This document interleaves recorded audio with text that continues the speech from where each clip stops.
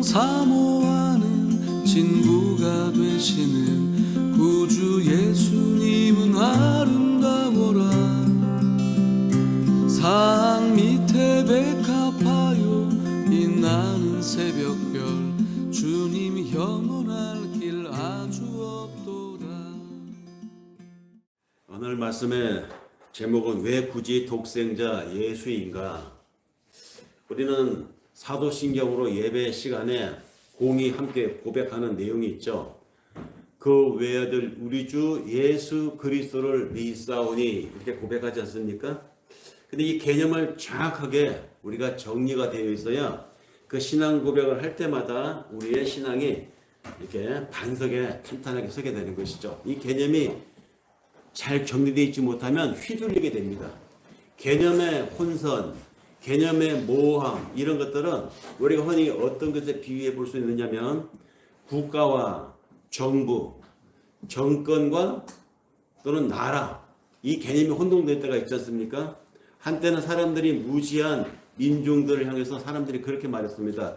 내가 곧 국가다. 대통령이 이렇게 말하면 모든 국민들은 나라님께서 그렇다는데 따라야지 이렇게 말했어요. 그래서 그 대통령님께서 이래라 하면 이렇게 하고 저래라 하면 저렇게 판단을 해야 했었습니다. 왜? 그분이 곧 국가라고 생각을 했으니까. 근데 교육받은 민주시민들이 깨어지면서 그런 깨인 시민들이 많아지면서 개념이 정확해지기 시작했죠. 대통령이 국가가 아니다는 거. 국가는 굉장히 총체적인 개념이고 국가는 굉장히 관념적이고 추상적인 개념입니다. 그러면 누가 국가냐? 무엇이 국가냐? 대통령은 정부의 수반이지 국가가 아니에요. 국민도 국가일 수 있고 행정부도 국가일 수 있고 사법부도 국가일 수 있고 국회도 국가일 수 있습니다. 이런 총체적인 걸 다 합쳐서 국가라고 합니다. 그런 총체적인 모든 기관이 역량을 발휘하는 것을 국력이라고 하죠. 그런데 이 개념이 정확하지 않을 때는 짐이 곧 국가니라 이렇게 백성들을 현혹시키고 오도해가는 일들이 얼마나 많았습니까? 그래서 나라님께서 하시는 말씀에 토를 달면 빨갱이다. 대통령께서 하시고자 하는 정책에 반대를 하거나 이를 달면 좌파, 북한을 이렇게 하는 것이다. 그래가지고 그런 말을 하는 사람들을 지도자도 모르게 잡아 가두기도 하고 했던 탄압의 세월이 있었어요. 다 무지의 세월에 무지한 무지막지한 개념이 혼동했을 때 일어났던 일들이었습니다. 그러나 오늘날에는 모르면 사전 찾아봅니다. 모르면 검색해 봅니다. 애매모호하면 바로 유튜브 찾아서 명확하게 개념을 정리하는 시대가 되었어요. 그러니까 허튼 개념, 이상한 말로 흑세무민하는 것이 부지런한 백성들한테는 안 통하는 시대가 되었습니다. 같은 이치로 우리가 고백하는 신앙 고백들, 우리가 믿는다고 하는 하나님에 대해서 예수에 대해서 그 예수가 왜 독생자인지, 왜 외아들이라고 하는지 이런 것에 대해서 우리가 분명한 개념 정의가 되어 있지 않으면 그 말이 그 말인 것 같고 하나님의 영이 예수의 영인 것 같고 그리스도의 영이 성령인 것 같고 성경이라고 하는 것이 맞는지 말씀이라고 하는 것이 맞는지 또는 기록된 고전이라고 하는 것이 맞는지 아주 혼돈스럽습니다. 그래서 사는 대로 성경을 보게 되고 사는 대로 하나님을 생각하게 됩니다. 개념이 정확하면 사는 대로 생각하지 않습니다. 성경 말씀대로 하나님을 생각하게 되고 성경에서 이야기한 대로 신앙생활을 하려고 하게 됩니다. 제가 자주 쓰는 말이지만 사는 대로 생각하면 안 돼요. 생각하는 대로 살아야 됩니다. 근데 그 생각을 제대로 세우는 것이 뭐냐? 정확한 개념 위에 세워져야 한다는 것이죠. 그런 면에서 성경의 개념들, 성경에 우리가 신앙 고백하는 신조들의 용어에 대해서도 정확하게 개념 정리가 되어 있어야 한다는 것입니다. 그래서 오늘 말씀의 제목이 왜 굳이 독생자 예수인가입니다. 그래서 배경이 되는 말씀은 창세기 6장의 한 부분과 로마서 8장의 한 부분을 우리가 읽어서 확인을 해보았는데요. 창세전부터 하나님은 당신의 자녀들을 선별했다고 했습니다. 자주 하는 말이죠. 창세전에. 그렇다면 하나님의 자녀가 한둘이 아닐 텐데 왜 성경 속에서는 이 예수를 가리켜서 굳이 그 많은 하나님의 자녀들 중에서 예수를 향해서만 독생자라고 얘기했을까요? 그리고 오늘의 우리뿐만 아니라 믿음의 선진들은 왜 그 외아들 우리 주 예수 그리스도를 믿사오니라고 하는 이 신앙을 고백을 해서 오늘날 우리들에게까지 그렇게 고백하게 했을까요? 이 부분에 대한 개념을 오늘 이 시간을 통해서 정확하게 하나님 앞에 정리되는 은혜가 있기를 바랍니다. 예수 이외의 모든 하나님의 자녀라고 불림받는 사람들은 언약의 자녀들이에요. 언약의 자녀들. 또는 다른 말로 하늘의 존재라고 불리는 신분들입니다. 다른 많은 아들들, 다른 많은 하나님의 자녀들과 비교해 볼 때 예수처럼 동일한 본질과 예수처럼 하나님과의 부자 관계를 가질 수 없는 것이 우리들의 하나님의 자녀됨입니다. 성자 예수의 그 유일성과 독특성과 구별됨을 보여주는 말이 바로 외아들 또는 이전 표현으로 독생자, 이 말을 원어로 찾아보니까 모노게네스라는 뜻입니다. 모노게네스. 이 말이 이상하게 우리나라에서는 옛날에는 독생자라고 표현이 되어 있었어요. 요즘은 외아들이라고 표현이 되어 있죠. 근데 이 말도 적절한 말은 아니에요. 모노게네스라는 말 원어를 찾아보면요, 독특하다는 뜻입니다. 독특한, 특별한, 유난함, 이런 뜻입니다. 그러니까 하나님의 특별한 아들이라는 뜻이지 하나님의 하나밖에 없는 아들이라는 뜻은 아니에요. 하나님이 뭐 아들이 첫째 아들이고 둘째 아들이고 셋째 아들이고 그렇겠습니까? 하나님의 독특한 아들이라는 뜻입니다. 그런 의미에서 모노게네스, 즉 독생자라는 뜻입니다. 성경 속에서 보면 하나님의 아들이라고 불리는 이들이 굉장히 많이 나옵니다. 우리가 읽은 창세기 6장에 땅에 하나님의 아들들이 사람의 딸들을 취하니 이런 표현들이 나오죠. 그 앞에 나오는 하나님의 아들들은 누굴까요? 하나님을 믿는 신앙을 가지고 사는 사람들을 가리킵니다. 믿음으로 사는 사람들. 근데 그 믿음으로 사는 사람들이 땅의 딸들을, 세상의 딸들을 취하였다. 그래서 아내로 삼았다. 이 말은 뭡니까? 믿음의 사람들이 세속화되었다는 얘기예요. 성경 속에서도 그런 식으로 하나님의 아들이라고 불리는 이들이 참 많이 나오는데 일반적으로 이 표현은 하나님께 선택받은 자 또는 하나님을 섬기는 백성들, 즉 믿음으로 살아가는 이들을 가리키는 용어였는데, 그래서 출애굽기 4장 22절 23절에 보면 이런 표현이 나옵니다. 이스라엘은 내 아들 내 장자라. 내가 네게 이르기를 내 아들을 놓아서 나를 섬기게 하라 하여도 네가 놓기를 거절하니 내가 네 아들 네 장자를 죽이리라. 무시무시한 말이죠. 출애굽을 시키라고 했는데 파라오가 반대를 하니까 하나님이 모세를 시켜서 파라오에 가서 전하는 경고의 말이었습니다. 근데 그 표현 속에 하나님이 이스라엘을 뭐라고 표현합니까? 내 아들, 내 장자라고 했습니다. 뿐만 아니라 호세아 예언자도 그의 예언서 호세아서 11장 1절에서 이렇게 말합니다. 이스라엘의 어렸을 때에 내가 사랑하여 내 아들을 애굽에서 불러냈거늘. 자, 애굽에서 불러낸 하나님의 그 행위의 대상자인 이스라엘 가리켜서 뭐라고 합니까? 내 아들. 어렸을 때 내가 사랑하여 내 아들, 내가 사랑했던 내 아들, 이스라엘을 이렇게 표현했습니다. 이렇게 표현된 이스라엘, 오늘 믿는 우리들 다 포함해서 뭡니까? 하나님의 언약에서 아들로 삼은 자, 즉 다시 말해서 이스라엘로 모형되었던 그 옛날 사람들을 모형한 오늘의 우리들, 교회를 다니고 믿음을 고백하는 우리들을 포함하여 하나님의 아들이라고 말합니다. 언약적 아들이기 때문에 우리가 하나님의 아들 되었다고 하는 것이 바로 여기에 포함되는 이야기입니다. 그러니까 우리는 하나님의 적자가 아니라 하나님의 양자인 것이죠. 그래서 사도 바울이 이 정신을 정확하게 해석을 하여 그의 로마서 8장 15절에서 이렇게 말합니다. 너희는 다시 무서워하는 종의 영을 받지 아니하였고 양자의 영을 받았으므로 아바 아버지라 부르짖느니라. 우리가 정확하게 보고 있죠. 우리의 신분입니다. 적자는 예수 그리스도 뿐입니다. 그래서 그를 외아들 또는 독생자 또는 원어로 모노게네스라고 하였습니다. 독특한 아들, 특별한 아들이라는 뜻입니다. 우리는 그 적자 예수 그리스도의 희생과 그의 헌신과 그의 은혜로 양자가 되었기 때문에 그 예수 그리스도 덕분에 하나님의 자녀들이라 불림을 받게 되었다는 것이죠. 근데 성경을 읽어보시면 아시겠지만 성경 곳곳에서 이상한 표현도 나옵니다. 이스라엘 가운데서 왕으로 임직에 들어가는 이들을 가리켜서 또 하나님이 하나님의 아들이라는 표현을 쓰기도 했습니다.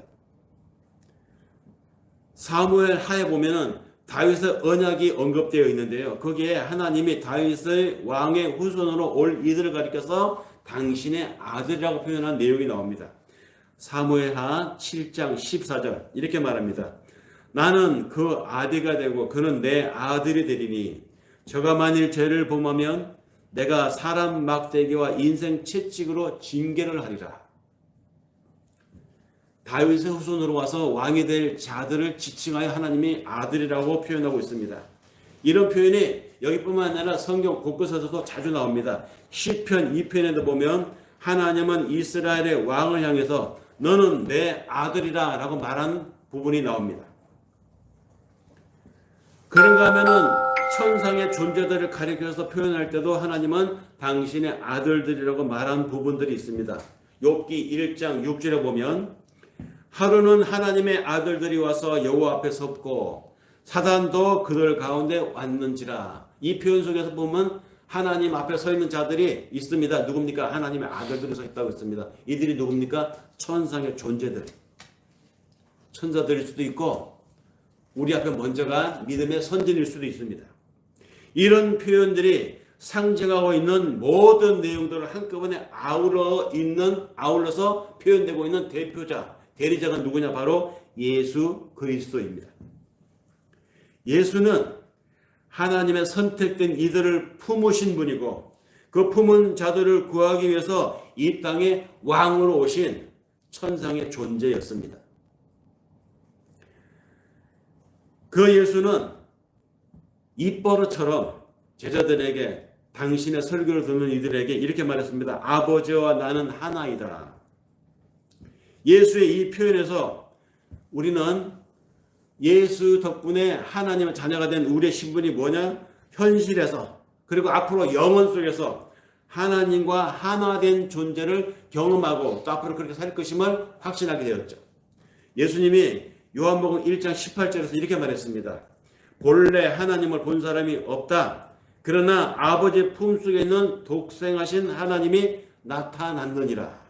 예수 당신의 출현을 가리켜서 이렇게 표현하셨습니다. 그런데 여기서 의미심장하게 봐야 되는 부분이 있습니다. 아버지 품속에 있는 독생하신 하나님이 나타났느니라. 자기가 그런 존재라는 것이죠. 아버지의 품속에 있었던 독생하신 자라. 여기 이 독생하신 하나님이라는 표현, 예수는 하나님의 아들로서 즉 모노게네스, 하나님의 독생하신 자라는 표현인데 그 자신도 하나님이라고 얘기하고 있잖아요.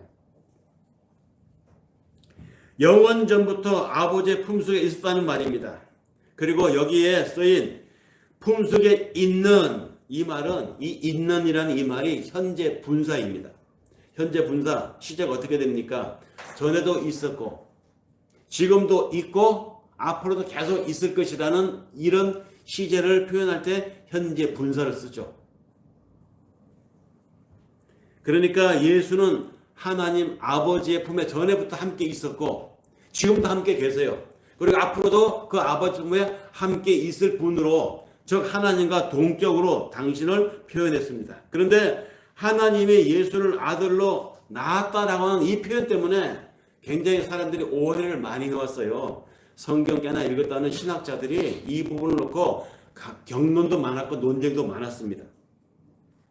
왜 그런 논쟁과 오해와 곡해를 낳았을까요? 사람들이 하나님이 예수를 낳았다라고 하는 이 표현에서 사람의 출산 과정처럼 이해를 하기 때문에 오해를 낳는 것입니다. 모노게네스로 이해를 못하는 것이죠. 초대 교회 시대에 유명한 교부가 있었습니다. 오리겐이라고 하는 교부. 이 사람이 하나님과 예수의 관계를 뭐라고 설명을 했느냐면은 유출설로 설명을 했어요. 유출설. 그런가 하면은 또 초대 교회 시대에 이단으로 정죄받아서 쫓겨난 유명한 신학자가 있었습니다. 아리우스라고 하는 분. 이 아리우스라고 하는 분은 하나님과 예수의 관계를 피조설로 또 설명을 하게 됐습니다. 유출설, 피조설, 이게 다 왜 나왔느냐? 하나님이 예수를 낳았다라고 하는 이 표현에서 그 하나님이 예수를 낳는 이 과정을 여인이 아이를 출산하는 과정 있죠?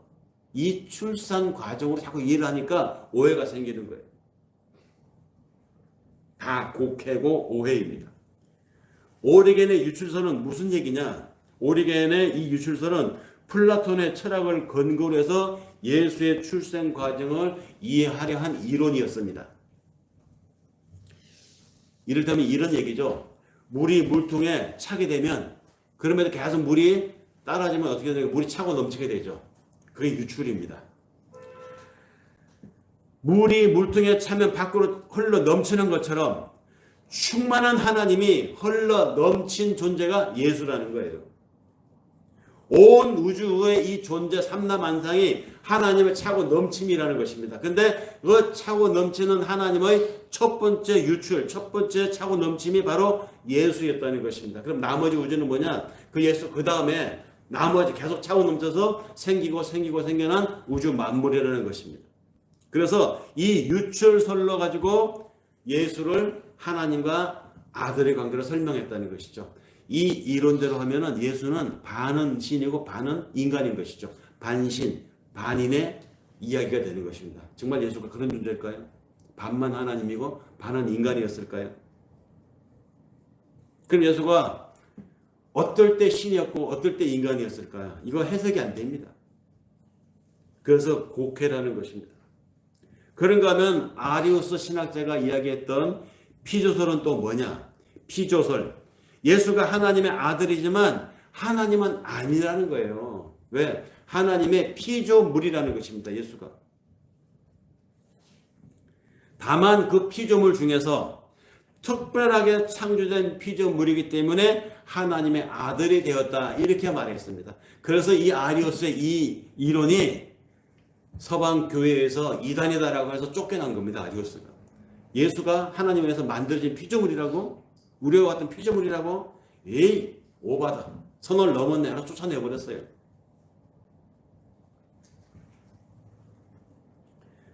근데 이 개념 정확하게 되지 않으면 오늘날에도 마찬가지인 것 같습니다. 사람들이 지금도 교회를 다니고 있고 신앙생활을 하면서도 하나님과 예수의 관계가 우리에겐 정확하게 되어 있느냐? 예수가 하나님으로부터 낳아진 아들이라는 이 말을 오늘날 사람들도 오해하기는 마찬가지예요. 왜 오해하느냐?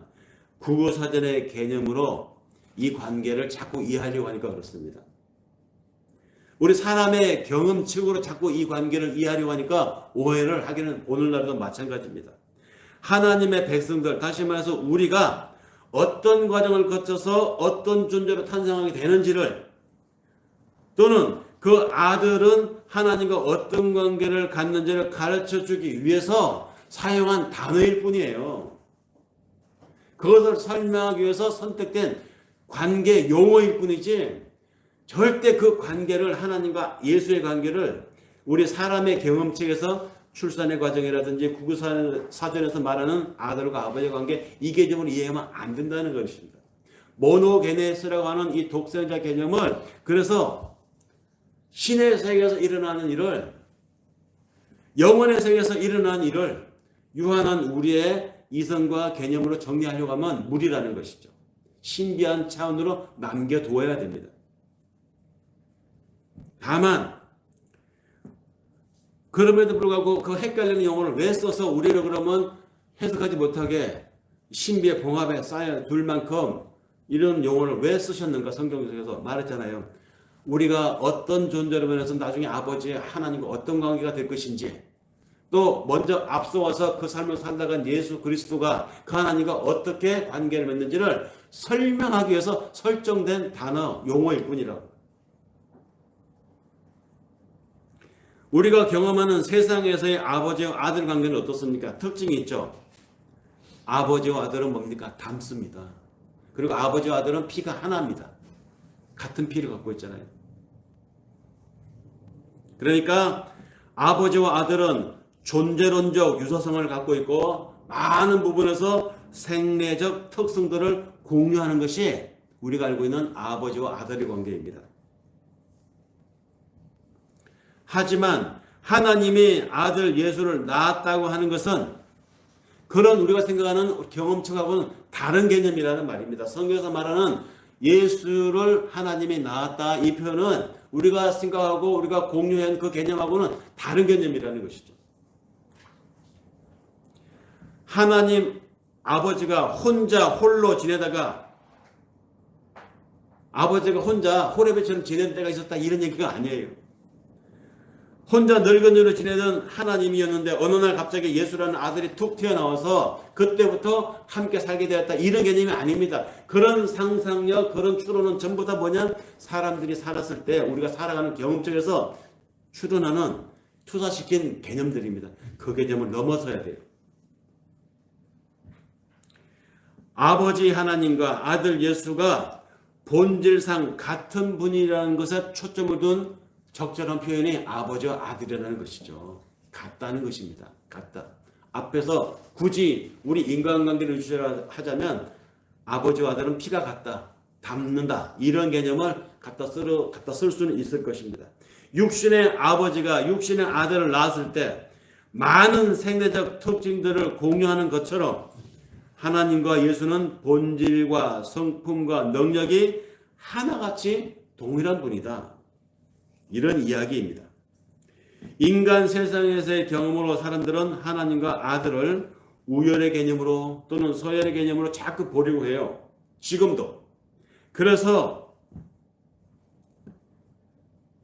아버지가 더 높으신 어르신이고 아들은 그것보다 조금 못하다는 개념으로 이렇게 자꾸 서열 또는 우열의 개념으로 보려고 한다는 것입니다. 그러나 한마디로 그런 개념을 넘어서야 한다는 것이죠. 그럼에도 성경에서 말하는 아버지와 독생자 예수의 이 낳았다고 하는 개념을 굳이 우리가 이해하기 쉽게 찾아본다면 어떤 것이 있을까요? 연합입니다. 연합. 하나됨. 전에도 말씀드렸지만 히브리인들에게 있어서 아버지와 아들은 하나입니다. 아들이 곧 그 아버지고 그 아버지는 곧 그 아들이었어요. 굉장히 이 관계 개념이 굉장히 강합니다. 근데 옛날에는 더 강했어요. 그래서 성경 그 히브리인들이 기록한 성경 속에 보면 이 아버지와 아들의 개념을 끌어다가 우리의 하나님과 관계를 묘사한 곳이 그렇게 많은 거예요. 히브리인들 사고가 그러니까. 신약을 보면요, 많은 편지들이 있죠. 그 중에서도 히브리인들을 상대로 해서 받아보라고 읽어보라고 보낸 편지가 있죠. 그게 히브리서입니다. 그래서 그 히브리서에 보면 아버지와 아들의 하나라고 하는 이 부자 관계를 들어서 신앙을 설명하고 신자인 우리와 하나님의 관계를 설명하는 이야기들이 곳곳에 차고 넘칩니다. 다 보면 뭡니까? 그 속에 물씬 풍겨나는 뉘앙스들이 뭐냐? 아버지와 아들의 관계를 들어서 예수 그리스도와 하나님의 관계, 그 예수 그리스도와 그 예수 그리스도의 형제들인 우리와 하나님의 관계를 다 설명하고 있습니다. 혹시 목의 사회였을 때 만약에 하나님이 이 성경을 그 사회에 주어졌더라면 하나님과 예수의 관계는 아버지와 아들의 관계가 아니라 어머니와 딸의 관계로 설명되었고 그런 개념으로 성경이 우리에게 주어졌을 수도 있습니다. 그러니까 성경을 읽을 때 국어사전의 개념에서 벗어나서 이해하려고 하는 관점이 우리에게 필요합니다. 억지로 사람의 경험과 우리의 지식에다가 갖다 맞춰서 아버지와 아들의 관계를 하나님이 예수를 낳았다고 하는 이 무리한 해석을 한다는 것은 건물이라는 말이죠. 그런데요, 종종 성경 읽다 보면 그 성경 중에서 그 외아들 예수를 가리켜서 또 맏아들이라고 표현한 부분도 있어요. 맏아들. 이게 좀 난해합니다. 복잡합니다. 뭐지? 왜 이렇게 표현했을까? 하나님의 예수를 맏아들이라고 표현한 이유가 뭘까? 왜 이런 표현을 썼을까? 네, 의도가 있습니다. 그냥 막 쓰다 보니까 나온 게 아니에요. 예수를 맞아들이라고 하나님 표현하게 한 이유는 그 예수 아래로 하나님의 자녀들이 된 우리 예수 형제들이잖아요. 예수를 맏아들로 만들겠다고 예수처럼 그 맏아들처럼 우리도 만들겠다는 하나님의 의도가 그 표현 속에 담겨 있다는 말입니다. 이 의도를 잘 파악을 했던 바울이 에베소에 보낸 편지에서 이렇게 말합니다. 에베소서 4장 13절에서 15절에 우리가 다 하나님의 아들을 믿는 것과 아는 일에 하나가 되어 온전한 사람을 이루어 그리스도의 장성한 분량에 충만한 데까지 이르리니 이는 우리가 이제부터 어린아이가 되지 아니하며 사람의 계술과 간사한 유혹에 빠져 모든 교훈의 풍조에 밀려 요동하지 않게 하려 함이라. 오직 사랑 안에서 참된 것을 하여 범사에 그에게까지 자랄지라. 그는 머리니 곧 그리스도라. 우리가 신앙의 어느 단계까지 자라가야 하느냐? 마지처럼, 앞서간 형처럼, 맏형처럼 자라가게 하겠다고, 그렇게까지 성장시키겠다는 하나님의 결연한 의지가 예수를 맏아들을 표현한 그 표현 속에 들어있다는 것입니다. 우리는 이 세상에서 내 소원을 빌며 사는 존재들이 아닙니다. 하나님의 자녀가 된 예수를 따라가는 예수의 동생들인 우리는 이 세상에서 내 야망, 내 목적을 이루는 것을 목적으로 사는 신분들이 아니에요. 하늘에 계신 하나님 아버지의 아들로 회개하는 것을 우리 삶의 목적으로 살아가는 자들, 우리는 그런 예수의 형제들, 하나님의 자녀들입니다. 우리가 이 땅에 나서 그 예수를 그리스도로 믿지 못할 때는 우리 삶이 어땠습니까? 예수를 알지 못했을 때 우리 삶은 어떤 삶이었나요? 예수를 믿기 전에는 우리가 마귀를 아버지로 섬기고 살았던 사람입니다. 마귀가 우리 아버지라고 믿고, 우리가 그렇게 믿고 행동하고 살았었어요. 그래서 마귀가 시키는 것은 무엇이든지 옳은 줄로 알고 그렇게 하는 것이 마땅한 줄 알고 우리가 행하고 살아왔다는 것입니다. 그래서 당신은 알기 전에 인생들을 가리켜서 예수님이 하신 말씀이 있죠. 요한복음 8장 44절. 너희는 너희 아비 마귀에게서 났으니 너희 아버지의 욕심을 너희도 행하고자 하느니라. 저는 처음부터 살인한 자여 진리가 그 속에 없으므로 진리에 서지 못하고 거짓을 말할 때마다 제 것으로 말하나니 이는 저가 거짓말장이요 거짓의 아비가 되었습니다. 우리가 이렇게 살았잖아요. 예수를 알기 전에. 예수님의 이 말씀은 특정한 사람들에게만 국한된 말이 아닙니다. 믿지 못하는 또는 믿지 않는 모든 이들을 지칭하는 말입니다. 아니, 예수를 알지 못하던 우리의 옛사람에게 적용되는 말이기도 하지만 지금도 여전히 내 속에서 남아있는 옛사람의 잔재를 가리켜서 하는 말이기도 합니다. 구원받아서 지금 믿음 생활하고 있는 우리들, 그래서 이렇게 예배에 참여하여 이 시간에 하나님을 향하고 있는 우리들이지만 그런 우리들에게도 내 속에서 여전히 두 아버지의 음성이 들려옵니다. 하나는 마귀의 음성이고 하나는 하늘 아버지의 음성입니다. 하나님을 알지 못했을 때는 우리는 세상 권세 잡은 자가 제시하는 방법을 쫓아서 살아왔었습니다. 수단을 가리지 않았고 방법에 제한 없이 세상의 힘과 세상의 권능을 얻어서 강한 자리고 살아왔었죠. 애썼었죠. 강한 것이 진리라고 믿었고 약한 것은 저주라고 하는 마귀의 추동에 우리가 놀아나가며 살았었습니다. 또 그렇게 사는 것이 제대로 사는 것이라고 믿고 내 삶도 강한 자가 되려고 이기려고 살아왔었습니다. 그 마귀를 아버지로 믿고 살았을 때는 하늘을 바라보아야 할 우리 눈을 돌려서 땅의 끝들을 바라보면서 안 되면 어떡하나, 이번에 지면 어떡하나, 이번에 실패하면 어떡하나 매번 노심초사하면서 살아오지 않았습니까? 그 마귀의 음성에 미혹되어서 세상의 끝들만을 쫓아서 열심히 살아왔던 이들이 우리들이었고 지금도 예수 그리스도를 모르는 사람들은 이렇게 살아가고 있습니다. 세상 마귀가 힘이라고 가르쳐준 것들에 대해서 마음이 빼앗긴 채 하나님을 외면하며 살고 있는 사람들이 지금도 세상에 얼마나 많습니까?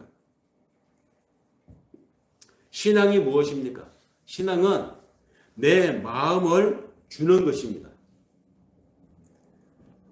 사도신경에서 우리는 신앙 고백을 했는데요. 그 신앙 고백을 요약한 것이 하나님 향한 우리의 마음가짐입니다. 그러니 하나님을 믿는다고 하면서 정작 마음은 하나님께 다 드리지 못하고 돈에다 마음을 두고 재물을 쌓는 것에 우리의 열정을 다하고 내 건강, 내 자식, 내 소원, 내 비전에 더 큰 마음을 두고 살아간다면 그건 신앙 고백하는 사람이 아니에요. 하나님을 믿는 사람이라고 할 수 없습니다.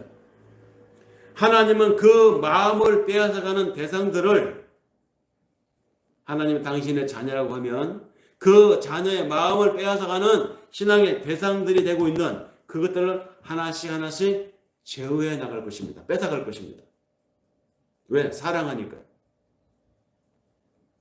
그래서 그렇게 하나씩 하나씩 내가 돈에 마음을 두었다면, 내가 내 성공에 마음을 두었다면, 내가 세상 재물에 마음 두었다면, 내 인기에 마음 두었다면, 세상 사람들의 평판에 내 마음을 두고 살았다면 하나님 그것을 뺏어간다고요. 하나씩 하나씩. 그래서 하나씩 하나씩 내려놓게 만들어서 어느 날에 가서는 마침내 하나님 당신을 아버지라고 인정하여 불러줄 그 날을 하나님이 기다리고 계시다고요.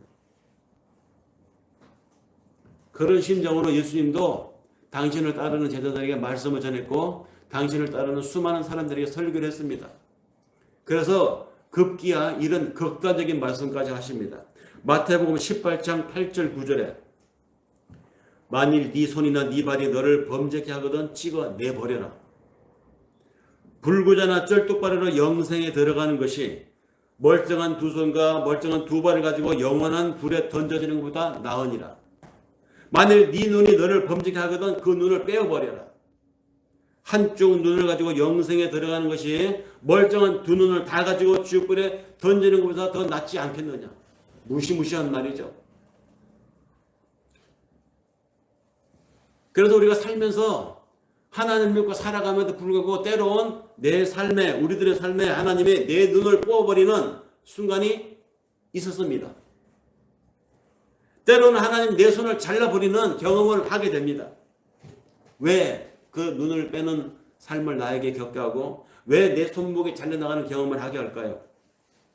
정말로 중요한 것은 하나님을 얻는 것이기 때문입니다.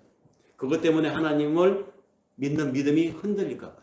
그것 때문에 하나님을 향한 온전한 개념이 희석이 될까 봐. 여러분, 탕자는 아버지의 유산을 가지고 먼 곳으로 떠나서 그 세상에서 허랑방탕하게 한 세상 잘 살았습니다. 그렇게 살면서 자기가 잘 선택한 줄 알았고 자기의 그 삶이 좋은 삶인 줄 알았어요. 그러나 그 결과는 어떻게 나옵니까?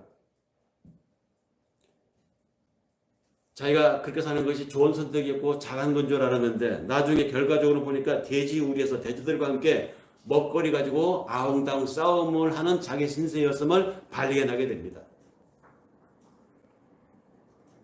그 비유는 세상이 돼지들의 천국이라고 하는 상징적인 이야기입니다. 세상은 어떤 곳입니까?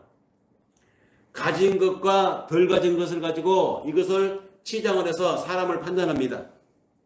좋은 직업, 별볼일 없는 직업을 가지고 사람을 평가합니다.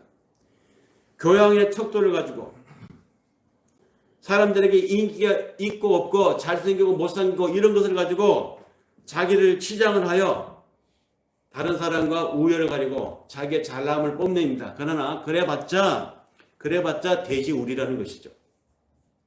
돼지에게 아무리 금목걸이를 채운들, 돼지에게 아무리 비단 옷을 입힌들 돼지는 돼지일 뿐입니다.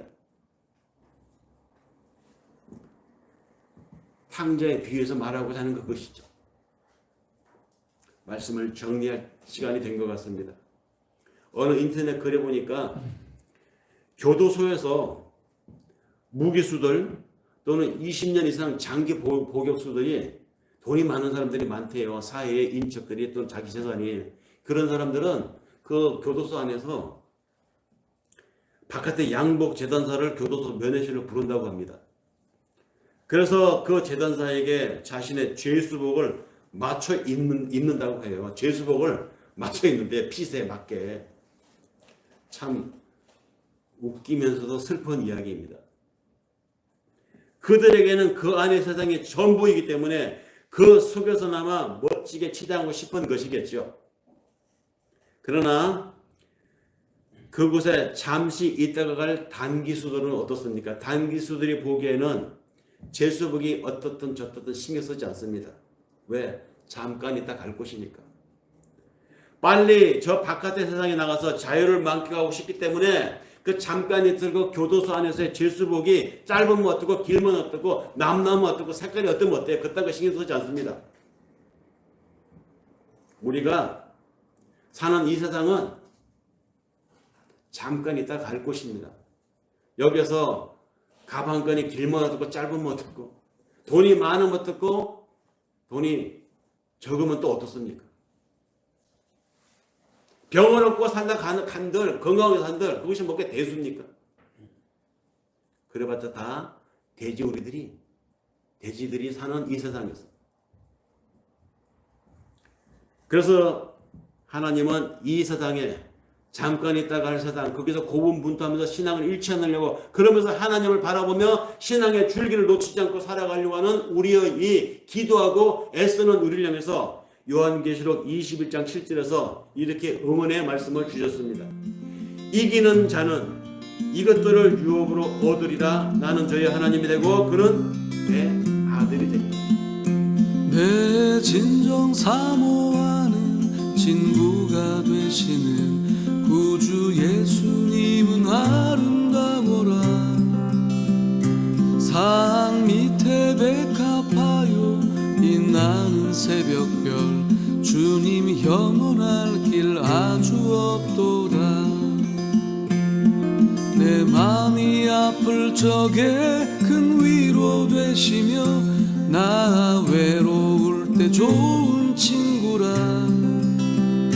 주는 저 산 밑에 백합 빛나는 새벽별 이 땅 위에 비길 것이 없도다. 내 맘의 모든 염려 이 세상 고락도 주님 항상 같이 하여 주시고 시험을 당할 때에 악마의 계교를 즉시 물리치사 나를 지키네. 온 세상 날 버려도 주 예수 안 버려 끝까지 나를 돌아보시니. 주는 저 산 밑에 백합 빛나는 새벽별 이 땅 위에 비길 것이 없도다. 내 맘을 다하여서 주님을 따르면 길이 길이 나를 사랑하리니. 불이 두렵지 않고 장검도 겁없네. 주는 높은 산성 내 방패시라. 내 영혼 먹이시는 그 은혜 누리고 나 친히 주를 뵙기 원하네. 주는 저 산 밑에 백합 빛나는 새벽별 이 땅 위에 비길 것이 없도다. 이 땅 위에 비길